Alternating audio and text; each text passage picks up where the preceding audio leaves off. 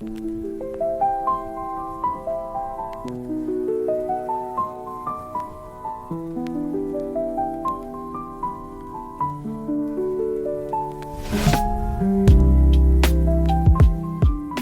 the door to mystery with one very short story. The Micro Podcast filled with morally complex characters, twists you won't predict, and endings you won't forget. Every episode is a brief, intense journey, perfect for listeners who crave mystery, intrigue, and stories that leave you thinking long after the tale ends. Today's episode begins now.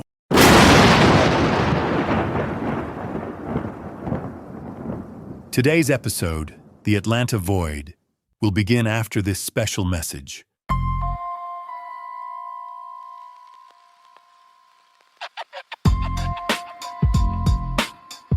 A man wakes in a sterile hotel room, his past scrubbed clean, his identity fractured. On his wrist, a barcode. In his hand, a letter written in his own handwriting, warning him not to investigate the echoes of a life he's forbidden to remember. His name is Silas, or maybe it isn't. Each assignment erases more of who he was. Each pill he swallows keeps him obedient. But when fragments of love, loss, and betrayal begin to surface, Silas discovers a truth more dangerous than any target he's ever been sent to kill. Someone wants his memory buried. Someone else wants it restored. And every hour he hesitates, he edges closer to becoming his own executioner. The Lethean by J.L. Stroud Jr. is a psychological thriller, laced with rain-slicked streets, haunting echoes of the past, and a protagonist who may be both assassin and victim, hunter and hunted. For readers who love the paranoia of Robert Ludlum, the atmosphere of Philip K. Dick, and the relentless pacing of Lee Child, this is a mystery that asks one impossible question. If you can't trust your own mind, who can you trust? Download the ebook, The Lethean, and other books by J.L. Stroud Jr. at jlstroudjr.com. Link in the podcast description.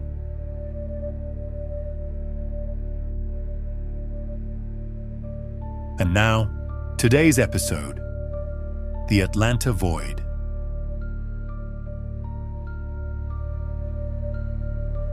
The emptiness hits like ice water injected directly into my veins. It's not a feeling. It's the violent absence of one.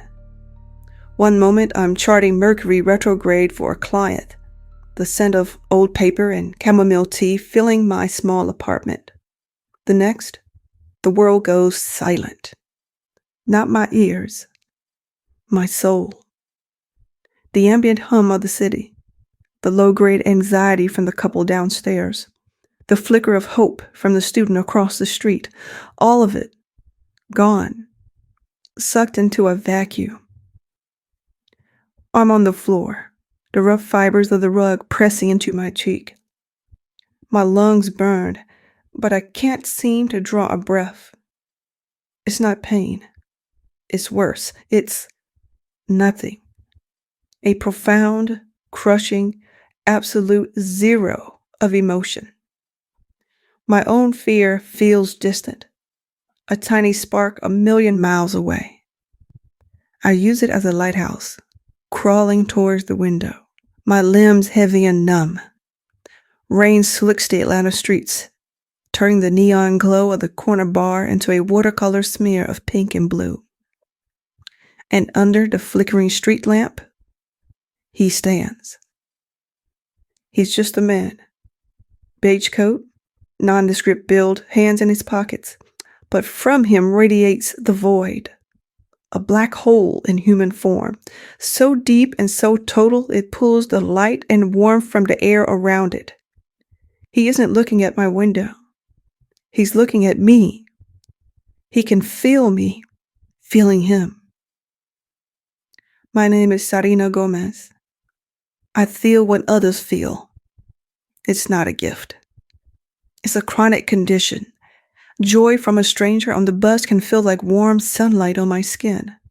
A flash of rage from a driver cut off in traffic tastes like copper pennies in my mouth. Most days, I'm a fortress of scarves and noise-canceling headphones, just trying to keep the world out. But this is new. This is the Atlanta Void. The name the Reddit forums have given the killer who hunts people down like me. And he's found me. My fingers, clumsy and cold, fumble for my phone. I find Detective Chen's number in my recents. She answered last time when I called about the dreams. The ones where I was drowning in an ocean of nothingness. She answers the phone. Her voice is gravel and stale coffee. "Chen," she answered. "He's here," I whisper, my throat tight. "He's outside. Watch him." There's a pause, and I can feel a spike of Chen's annoyance quickly buried under a wave of weary duty. "Stay put," she says. "Don't go near the window. I'm 5 minutes out." The phone line dies. I force myself to look back to that spot under the lamp, but he's gone. Yet, the void remains. A cold spot on the rain-wet pavement, a stain on the world that only I can see. Detective Chen arrives smelling of her usual perfume, coffee, cynicism, and gun oil. She doesn't bother with pleasantries, just slides a manila folder across my worn kitchen table. The slick sound makes me flinch. "You're sure it was him?" she asks, her eyes scanning my face, looking for cracks. I nod, wrapping my arms around myself. I'd know that emptiness anywhere. It's like standing at the edge of the universe and realizing it goes on forever. Detective Chen grunts, flipping open the folder. The photos are stark, clinical. 3 women. The first is on the floor of a yoga studio. The second in a bookstore. The third in her own bed. Their eyes are all wide open, frozen in a terror I recognize. It's the terror of seeing absolute nothingness right before it swallows you. All 3 of them reported feeling watched before they died, Chen said, her voice flat. Told their friends, therapists, said it felt like something hollow was breathing down their neck. We wrote it off as paranoia. I traced the edge of a photo. The third victim, Amelia. She's wearing a layered scarf, a deep burgundy one, almost identical to the one I have draped over my armchair. He's not just killing them, detective. He's feeding. He drains them. He leaves that. I point to the victim's eyes. That's what the void looks like from the inside. Chen's skepticism is a solid wall, but I can feel a hairline crack in it, a sliver of unwilling belief. She's a blood and bullets cop, but she's seen too much to believe the world is only what you can touch. They were all Aquarians, she says, tapping a list of victim details. My blood runs cold. What? Born between January 20th and February 18th. Just like you. I don't sleep. I sit in my armchair, wrapped in every blanket I own, but I can't get warm. The void he left on the street outside has dissipated, but a residue clings to my apartment, a psychic chill that gets into my bones. Just before dawn, I get up to make tea, my feet shuffling on the cold wooden floor. And I see it. Slipped under my door, lying perfectly centered on the welcome mat, a small silver pendant on a delicate chain. It's an Aquarius symbol, the water bearer etched in clean, elegant lines. It's identical to the one I'm wearing. The air leaves my lungs in a rush. He was here. Not just outside. He was at my door. He stood right there, separated from me by a half-inch of wood and a deadbolt, and I didn't feel a thing. The void is a perfect cloak. I don't call Detective Chen. Instead, I call Javier, my ex, a paramedic, the only person who has ever seen me buckle under the weight of a stranger's grief and didn't call me crazy. He just held my hand until it passed. He's at my door in 10 minutes, his own anxiety a frantic, buzzing thing I can feel from the elevator. He takes in my pale face, the pendant clutch in my hand, and his jaw tightens. "Pack a bag," he says, his voice leaving no room for argument. "You're staying with me." For once, I don't argue. I just nod, my eyes fixed on the silver pendant. A gift, a threat, a promise. Javier's apartment is sterile, smelling of bleach and the faint metallic tang of blood he can never quite wash from under his nails. It's blessedly quiet.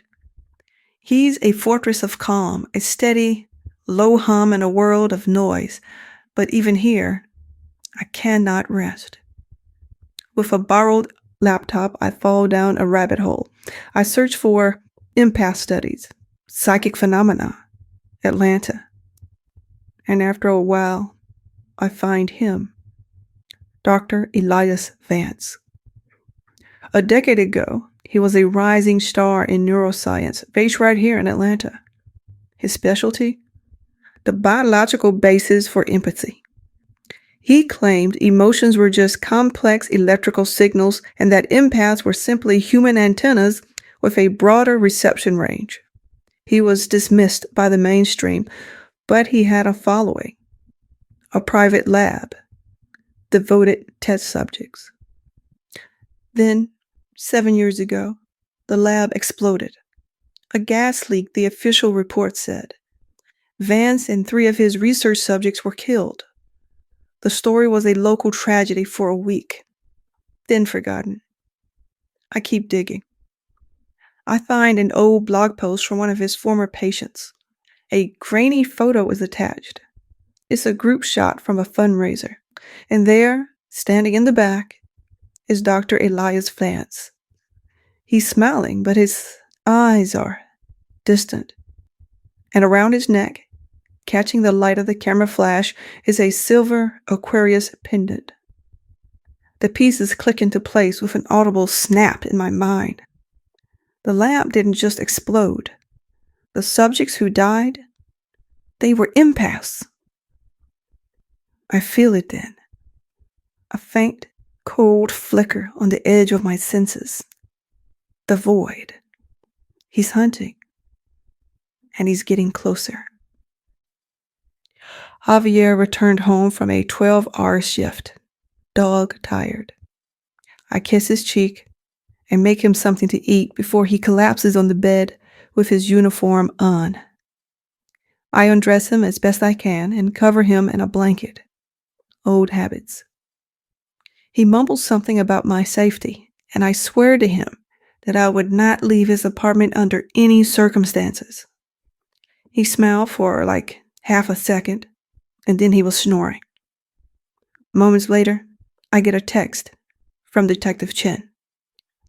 An hour later, I'm waiting for her at a Waffle House. The air is thick with the smell of grease and burnt coffee. As soon as she arrives, I lay it all out. Vance has researched the lab, the pendants. Shin listens, her face a stone mask. She takes a laptop and stares at the photo of Vance. Vance's lab, she says, her voice low. The file on that explosion is sealed, classified. I tried to get it unsealed a few years ago after the first victim was found. They shut me down hard. She looks at me, and for the first time, the wall of her skepticism crumbles completely. In her eyes, I see fear. In my heart, I feel the same way. Let's set a trap, I say. The plan is simple, dangerous. Shin's department leaks a fake story to a local blog about a clandestine gathering of psychics and sensitives. The location? The old Gonzales Observatory, abandoned for years, sitting on a hill overlooking the city. Vance's obsession with the stars, with Aquarius, it's too perfect. He'll come. And that'll be the bait.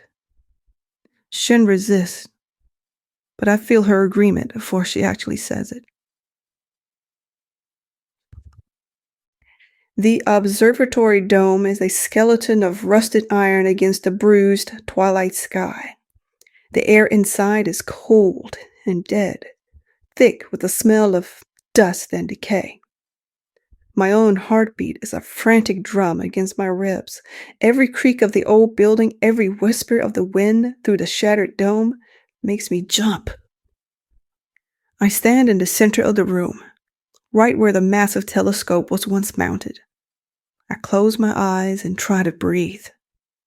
I feel Chin and her team hidden in the woods outside. Their anxiety is a low, steady thrum. It's almost comforting. Javier texts me for the 9th time, and for the 10th time, I tell him I'm okay. I tell him that I'm at the police precinct looking at suspect photos, but he doesn't believe me. He knows when I'm lying. Javier hates liars. That's why we broke up. Then I feel it. The drum vanishes. The world goes silent. The cold descends. He steps out from behind a pillar of decaying concrete, moving with a liquid grace that is utterly soundless. Elias Vance. He's older than in the photos. His hair grayed at the temples, but his face is unnervingly smooth. His eyes are the same, calm, intelligent, and utterly, terrifyingly empty. Serena, he says. His voice is like gravel on glass, not cruel, not kind, just there. I knew you'd be the one. The clearest signal I've ever found. I forced myself to stand my ground, my hands clenched into fists. Why are you doing this, Vance? A thin, dry smile touches his lips. I'm not doing anything.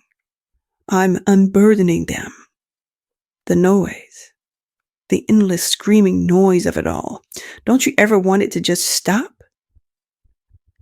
He takes a step closer. The void presses against me, a physical weight that makes my head spin.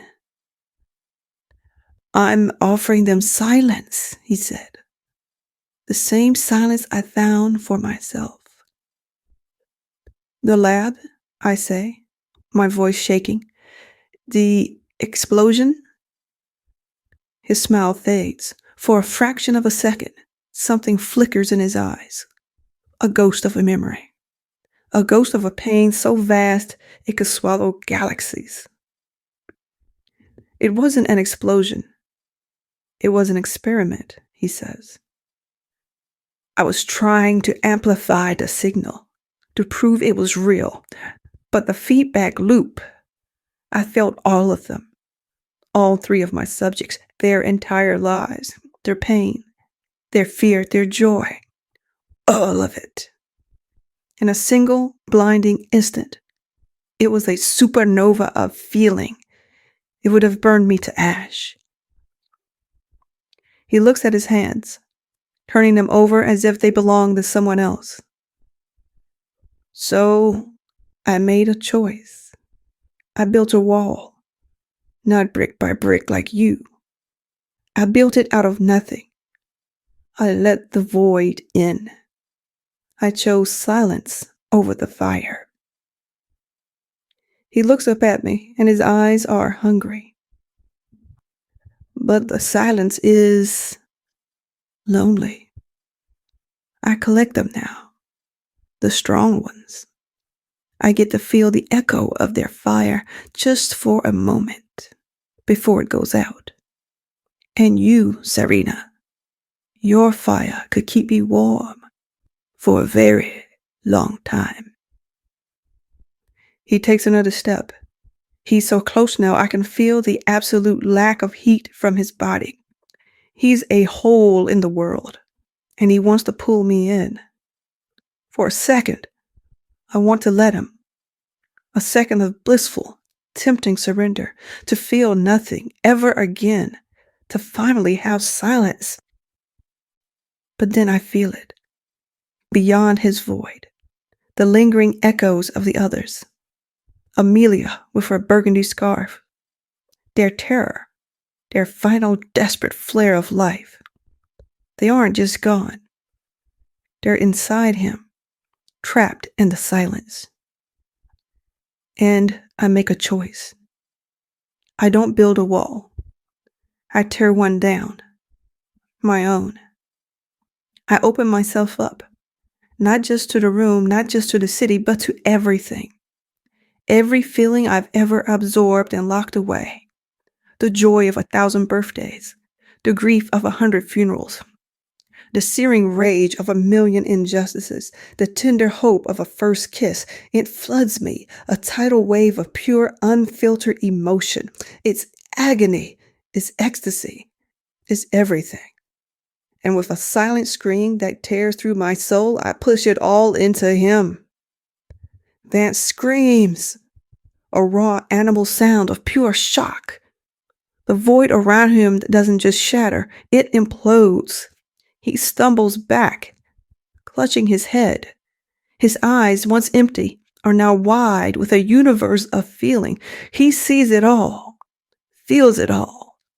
Everything he ran from, everything he stole. He collapses to the concrete floor, convulsing. He's crying. He's laughing. He's screaming.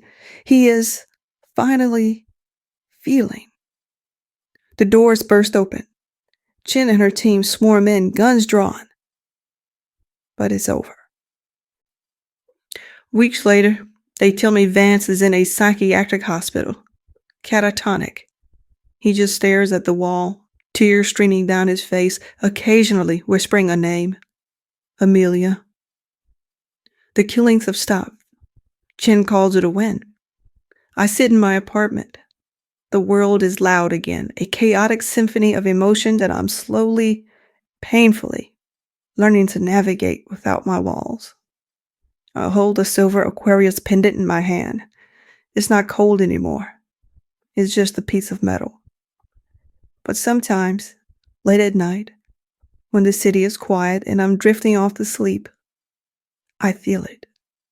A flicker. A tiny pinprick hole in the fabric of my own soul. A spot of perfect, silent, beautiful, terrible nothing. And I wonder, did I destroy the void? Or did I just take its place?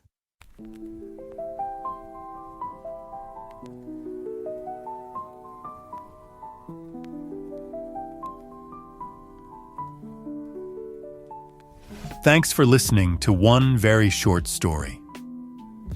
If today's story hooked you, don't forget to like, share, and subscribe. It helps us grow and keeps the suspense coming your way. Want to dive deeper? Check out the podcast description to learn more about the show and explore special offers from our sponsor. Until next time, keep dodging bullets and stay safe in the shadows.